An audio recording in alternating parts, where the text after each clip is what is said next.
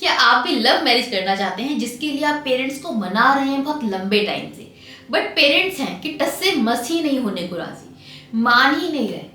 तो देखिए, आज मैं आपको बताने वाली हूँ कुछ रीजंस जिनकी वजह से पेरेंट्स लव मैरिज के लिए कन्विंस नहीं होते। ये रीजन जानने के बाद आपको थोड़ी हेल्प मिलेगी उनकी मेंटेलिटी जानने में, एंड इससे हो सकता है आप उनको थोड़ा बेटर तरीके से मना पाए। इसलिए ये वीडियो आपके लिए देखना बेहद जरूरी है।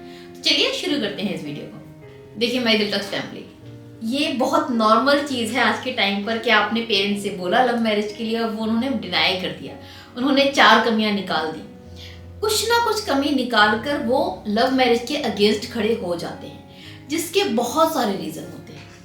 पहला रीज़न तो होता है कि उनके खुद के जो विचार है ना, वो पुराने ज़माने के हैं। देखिए, इनमें उनकी गलती नहीं है।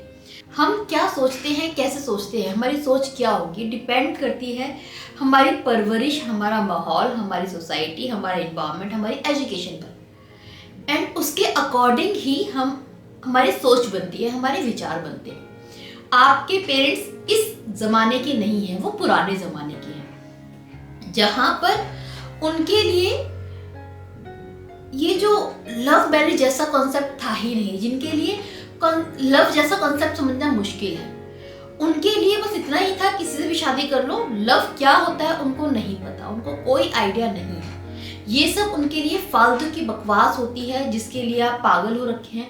उनके लिए टीवी का इम्प्रेशन है, फालतू की चीज़ें हैं, प्यार कुछ नहीं होता, शादी कर लो, बच्चे हो जाते हैं, सब ठीक हो जाता है।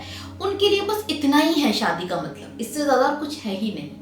एक कंपेनियनशिप होना चाहिए, पार्टनर से आपका कनेक्शन होना चाहिए, आप किसी को प्यार करते हो, ये इमोशंस वो नहीं समझ पाते, तो इस वजह से वो मना करते हैं। दूसरा रीज़न होता है कि वो इनसिक्योर फील करते हैं अपनी संस्कृति को लेकर। उनको लगता है एक अदर कास्ट की जो लड़की है वो आ जाएगी घर के अंदर, तो जो हमारे रिचुअल्स है, हमारी संस्कृति है, वो वैसे नहीं रह पाएगी जैसा चलती आई है, क्योंकि वो अलग समाज की है, अलग परवरिश की है, वो अपना कल्चर लेकर आएगी। ऐसे में इनका कल्चर खराब हो जाएगा, खत्म हो जाएगा।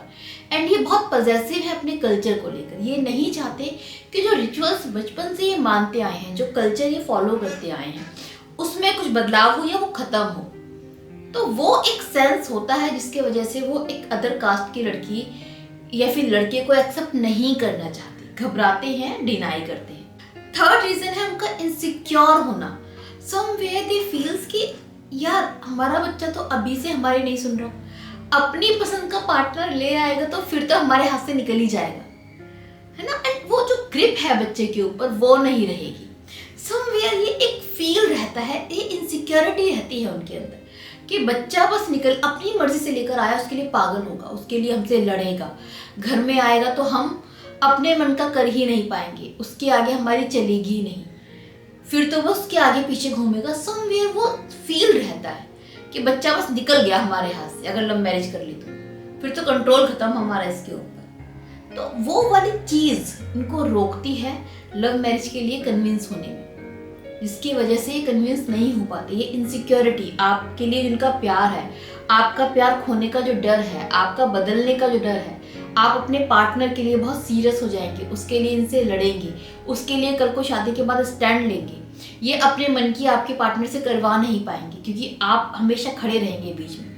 ये जो छोटी छोटी चीज़ें हैं ना, ये इन्हें रोकती हैं लव मैरिज के लिए हामी भरने में। फोर्थ रीज़न होता है इनका सोसाइटी को लेकर डर होना, सोसाइटी का प्रेशर होना। सोसाइटी के वो 4 लोग जो सबकी ज़िंदगी में हैं, जिसका एग्जाम्पल सबके पेरेंट्स देते हैं कि 4 लोग क्या बोलेंगे, वही प्रेशर इनके ऊपर भी होता है कि हमें तो दिक्कत नहीं है, ठीक है, हम एक्सेप्ट तो कर लेंगे, लड़की तो अच्छी है, लड़का तो अच्छा है, अच्छे खानदान का है, वेल अर्निंग है, बट शादी कर लेंगे तो समाज के 4 लोग क्या बोलेंगे, उनको क्या बोलेंगे।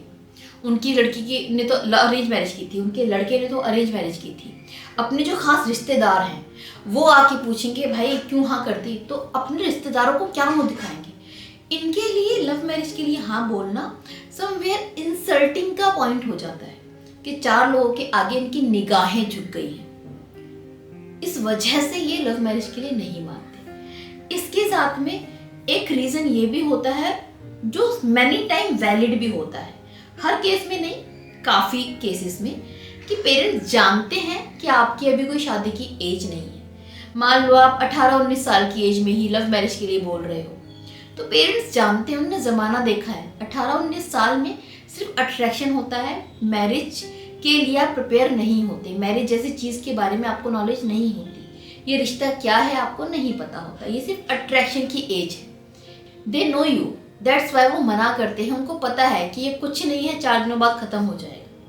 तो समवेयर क्योंकि वो जानते हैं, उन्हें ये भी पता है कि आपका दिल किसी एक पे टिकता नहीं है, आपकी ज़िंदगी में पार्टनर्स बदलते रहते हैं। उनको पता है कि आप इस तरह के पार्टनर के साथ में नहीं रह सकते, वो आपका नेचर जानते हैं, इसलिए मना करते हैं। तो समवेयर उनका तजुर्बा ज़िंदगी को लेकर, उनका जो ज्ञान है आपको लेकर, उसके वजह से वो आपको रोकते हैं। बिकॉज जिंदगी में आपकी उम्र में होने वाले बदलाव को आपसे ज़्यादा अच्छे तरीके से महसूस कर चुके हैं, उससे गुजर चुके हैं, इस वजह से वो मना करते हैं। एक रीज़न ये भी हो जाता है कि क्योंकि आप अभी तक उनका ट्रस्ट जीत नहीं पाए हैं। मतलब आप जब से पैदा हुए हैं आपने सिर्फ जिद की है, आपने चीज़ों को बिगाड़ा है, कभी आपने अपने आप को प्रूफ नहीं किया कि आप सही डिसीजन ले सकते हो, आप में डिसीजन मेकिंग नहीं है, आप पेरेंट्स पे डिपेंड हो, आप लायक नहीं हो।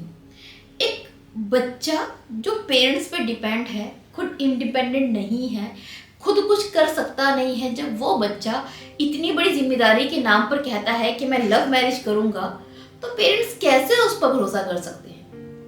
उसको पता है कि ये तो बर्बाद है, लव मैरिज करके ये दोनों मिलकर हमें बर्बाद कर देंगे। तो कभी कभी कुछ केसेस में ये भी रीज़न होता है जिसकी वजह से पेरेंट्स लव मैरिज के लिए परमिशन नहीं देते। ये कुछ रीजंस हैं जिसकी वजह से पेरेंट्स हमेशा ना ही करते हैं लव मैरिज के लिए, अगेंस्ट खड़े हो जाते हैं, आपको मना करते हैं, आपको समझाते हैं कि लव मैरिज नहीं करनी है।